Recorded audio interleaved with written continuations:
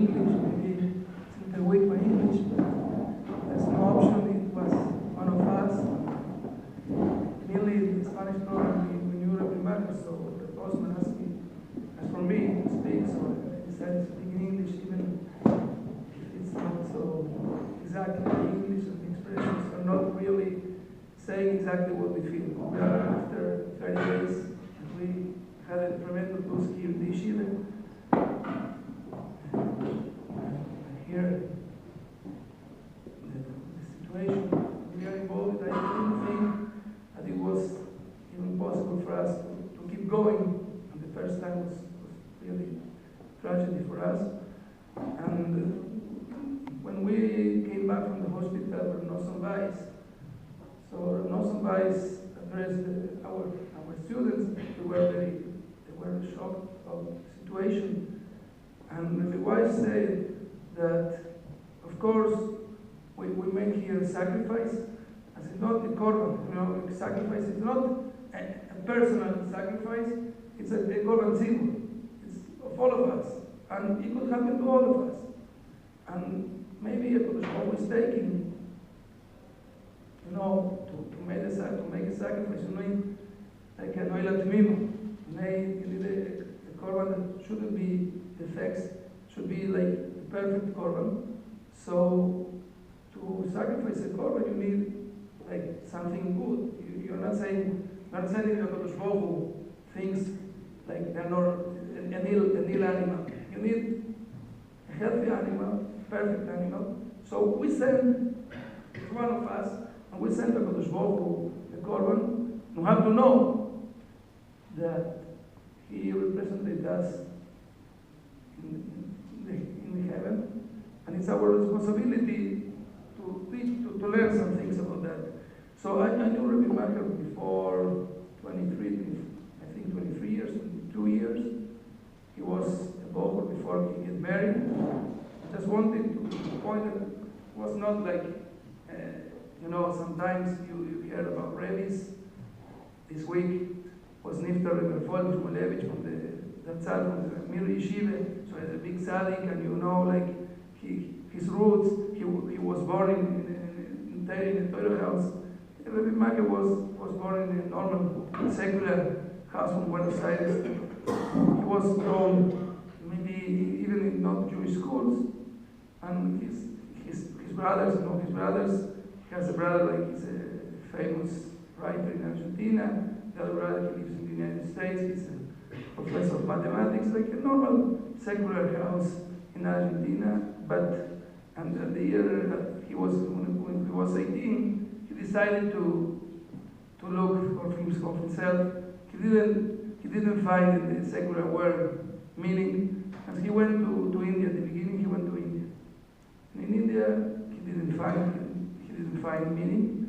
He came to Eretz Yisrael. He joined the yeshiva in Eretz Yisrael, and when he joined the yeshiva in Eretz Yisrael, he decided to live this kind of life and to be a person that is mainly in his life.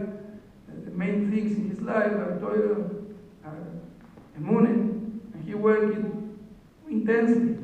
I can tell you intensely about him. I knew him for a lot of years. He worked intensely in this way, much even before he came to the yeshiva, of course. So I wanted to point some things that I saw in his life that should be the things we have to learn, we take, how to take these things to keep going, because we have to keep going, there's no option.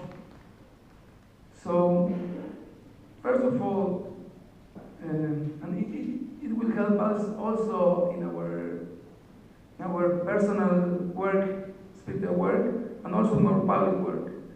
First of all, he was a person of truth. He knew the truth, and he spoke right just. I told for a week, maybe 2 weeks, I spoke with some people from the yeshiva. Sometimes, mainly in the American society, you have words like to be politically correct. Politically correct, people don't exactly tell what they feel. Sometimes happens, maybe a lot of time happens. People like they're living in, I can tell you it's lie word, but they're living in a world that the people are not telling the truth. And so Rabbi Biermacher was very, very, very far from these things. Sometimes, for me, like I'm in the charge of the program, sometimes it was very difficult for me to treat with Rabbi Biermacher because sometimes people get treated to hear the truth. But that was his way, to tell the truth, absolutely the truth. I didn't see him being politically correct, no time. But even if he was not a politically correct person, everyone that he was in contact with him, it doesn't matter people that are in yeshiva regularly, or people that are coming from the fellowship program, or people that are coming from the street here, nobody feel not good with Rabbi Biermacher. Nobody feels threatened from Rabbi Biermacher. And why? Because, and it's very important for people who are working in Kiru. Sometimes people think that you have to lie to be politically correct, not to tell the truth, and he was not that way. Sometimes it was difficult, I'm telling you. But because of his love to every person, to every Jewish person, it was extremely deep in him, the love for everyone. So if you're telling the truth, but the other person feels that you love him, you can tell whatever you want. It's written in Chazal, things that they are going out from your heart, they are strictly going to the other person, straight to his heart also, and there's no problem. You can tell the truth, but there's one condition: you have to love him. The problem is not that you're telling the truth. The problem is the people that don't think we love him. So if somebody feels that I don't love him, he won't receive my message. So I have to lie. I have to tell him to lie, to try to be politically correct. But if you're really showing, you have to show them also. If you show and you feel, inside you feel, and also you show, everyone will receive your message. There's no problem. And it's very important for us, that every one of us, even rabbis or even students, everyone is receiving people from the street here, from fellowships, from different programs. So you have to love people. If you love people, even Rosh Yeshiva Zatzal, sometimes it was very tough. But everyone felt that he loves him. Because he loved that he's Jewish. So that's the main condition to work with people, to love people. So even if he used to shout, even he may be an intense person, but if he loves you, there's no problem. So that was very, very, everyone that was in contact with Rabbi Biermacher felt that thing that, okay, it's not an easy person, like he tells the truth, you have to be prepared to receive the truth, but he loves me. So I love him also.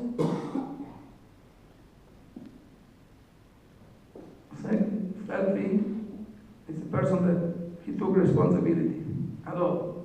He came here, he was very, he tried a lot of times, he spoke with me a lot of times.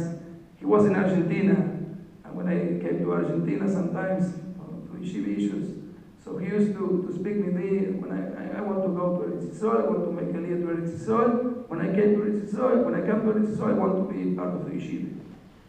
And I was a little afraid of him because I knew these guys, and in these guys, sometimes it's difficult to deal with these persons. But he was really, he wanted a lot to come here because he loved the way we are working here in Aish HaTorah. He saw that that's the way we should work with Balei Tshuva. That's the way we have to work with people that are coming and to begin the way in Yiddishkeit. So he was very, very happy to teach here in the yeshiva. And sometimes when the yeshiva, like Like now, they say if you're a little bear, you have no koach to be going, so go there and say Kapitul Tehillim. So he didn't know, he didn't need the things. He didn't need the things because he was very, very, very committed to the work here. And he loves to be here. His wife also, she spoke with me a lot of times that she feels a lot of gratitude to yeshiva, that he has the chus to be here in the yeshiva because he loved here in the yeshiva, to teach in the yeshiva, to be here in the yeshiva with the Talmidim. And it was, for me to see people that are really committed to the work here in the yeshiva was a very important thing, because you need people that are really committed to the work, because it's not an easy work to be kind of people, to work with people. So it's very, very important to be really committed and really also to take pleasure from what you're doing. It's impossible to work here without pleasure. So he took a lot of pleasure here, was delighted to be here. I felt sometimes that even me, I'm not really appreciating what I have. And I see him, okay, I want to keep going because he likes to be here. And he's not just to teach people. He was very delighted to work everywhere. He told me once, tell me whatever you need, I will do that. You want me to go to find money? Okay, I will go. Tell me to go with groups to mekarek them, I will do. Tell me to give a shiur, I'll do that. Anything you need, I will do it because I want to be part of it. It doesn't matter where I am. Of course, he didn't feel like it's not enough mechuvat from him to be in this position or the other position. And it's very important. Another thing that was everyone was in contact with him feel that he was extremely close to Hashem. Extremely close to Hashem. Sometimes, people after they die, people sometimes exaggerate, like about the niftar, but I'm really telling you, it's not a joke. He was very, very close to Hashem's work. Once in the last Rosh Hashanah, he was here in the yeshiva, so after Rosh Hashanah, so I asked him how was the Rosh Hashanah in the yeshiva. He told me, I wasn't there. I was in the sky. It was wonderful for him. That's what he told me. I'm not here Rosh Hashanah. I'm not here. It was his last Rosh Hashanah in the yeshiva, the only unique Rosh Hashanah that he wasn't here in the yeshiva. He told me, I'm not here in Rosh Hashanah. I'm upstairs, everywhere. I don't know. So he was extremely close to Kadosh Baruch Hu. Everyone that was in contact with him feel that also. And the main thing, the last days, I was asked about even journalists, other people, what I remember from him. So I remember his joy. But we have to know what's really joy. Sometimes people get joy from the Super Bowl. No, it's in America, they joy from the Super Bowl. No. I don't want to, but it's not any very deep thing, Super Bowl. But sometimes people get joy from these things. In South America, football, doesn't matter. Soccer.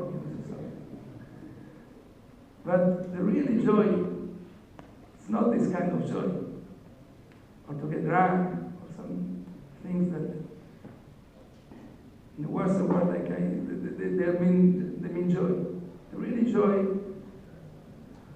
and also if you want to have a joy like in long range, you have to be in contact with the Kadosh Baruch Hu. That's the real joy.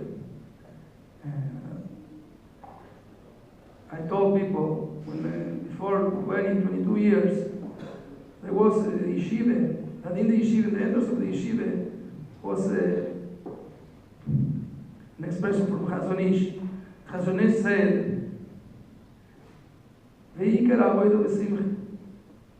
Our avodas Hashem should be with simcha, with joy.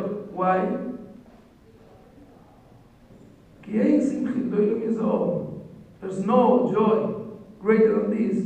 Lemí shemakir et or haorot shel haemet. To a person that he knows the lights of the truth. So that's the real joy. You have to work to get this joy, but after you get this joy, everything it's not significant beside that. So our work in the yeshiva, and if we pay the very big price. No, we pay strong price. There's no time now, like Rabbi said. There's no Yamei Bechi now. We have to keep going, but we want to need a new sacrifice, right? We don't need a new sacrifice. But what's the way we should work not to have a new sacrifice? We have to take something to us because of what happened. And what's the niftar? He left us his joy, his contact with HaKadosh Baruch Hu, his commitment, his work, his deeply contact to the truth. So that the core values that we have to take to us, because if we're not taking the values, so HaKadosh Baruch Hu will say, okay, you're not learning, I will take another one, because you have to be mechaber, you're not taking. So they will take another one. And we don't want new sacrifices, like human sacrifices from us. So we have to take responsibility of our work. We have to keep going in his way, the values we learn from him. Because there's an option. Klal Yisrael has to keep going. We don't want to go to Uganda now, here, right? And also, in Uganda they will also kill us if we're not learning. So we have to take responsibility. We have to be going. And B'mei Rabbi B'ezrat Hashem, here from here, we made real sacrifices that will be fully of joy. There's nobody will cry. Really sacrifices. Rabbi Biermacher he will be with us. We'll participate. Every one of us will be full of joy, and together we receive the Mashiach Zikenu with Rabbi Amen.